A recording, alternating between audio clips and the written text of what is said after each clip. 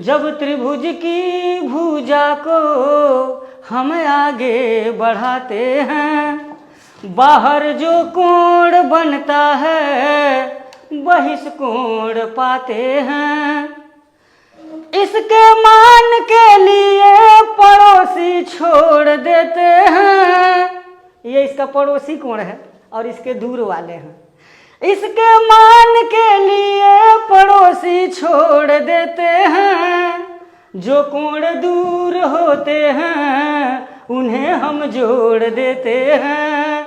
जो कोण दूर होते हैं उन्हें हम जोड़ देते हैं। कोई बात अगर कहा जाए, सीधे अगर कह दिया जाए तो उतना प्रभावी नहीं होता जी। लेकिन उसको अगर कविता के माध्यम से या संगीत के माध्यम से बता दिया जाता है, उसका ध्यानाकर्षण हो जाता है जी। और जिस मुद्दे पर, जिस टॉपिक पर ध्यानाकर्षित हो जाते हैं वो उनको समझ में आ जाता है। तो यहाँ एक त्रिभुज का बहिष्कोण है, ज्योमेट्री का एक टॉपिक है। ये त्रिभुज ABC है और इसकी भुजा को अगर हम आगे बढ़ा देते हैं, कोई भी भुजा, तो यहाँ बाहर जो कोण बनता है इसी को बहिष्कोण कहा जाता है, exterior angle of A triangle. इसके पास में जो कोण बनता है इसको छोड़ करके यह कोण और ये कोण, इन दोनों कोणों को जोड़ देते हैं तो बहिष्कोण आ जाता है। अगर सिद्ध करना चाहें तो मैं सिद्ध, अगर मान लीजिए यहाँ पर मैं नाम रख दूं angle 1, angle 2, angle 3 and angle 4, तो कोण 1 धन कोण 2 बराबर हो जाएगा 180 अंश, समीकरण नंबर 1। और ये भी हम जानते हैं कि किसी त्रिभुज के तीनों अंतः कोणों का योगफल 180 अंश होता है।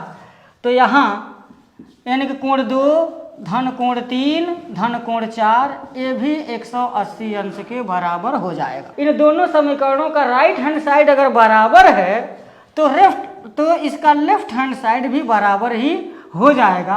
अर्थात कोण 1 धन कोण 2 बराबर कोण 2 धन कोण 3 धन कोण 4, और कोण 2 से कोण 2 कैंसिल होगा तो कोण 1 बराबर कोण 3 धन कोण 4 हो जाएगा। ये जो बहिष्कोण आया है उसकी जो वैल्यू होगी वो त्रिभुज के इस कोण को छोड़ करके ये जो दूर वाले जो कोण हैं उन्हीं को हम जोड़ देंगे तो मान निकल जाएगा। थोड़ा सा इसमें गुनगुनाऊंगा।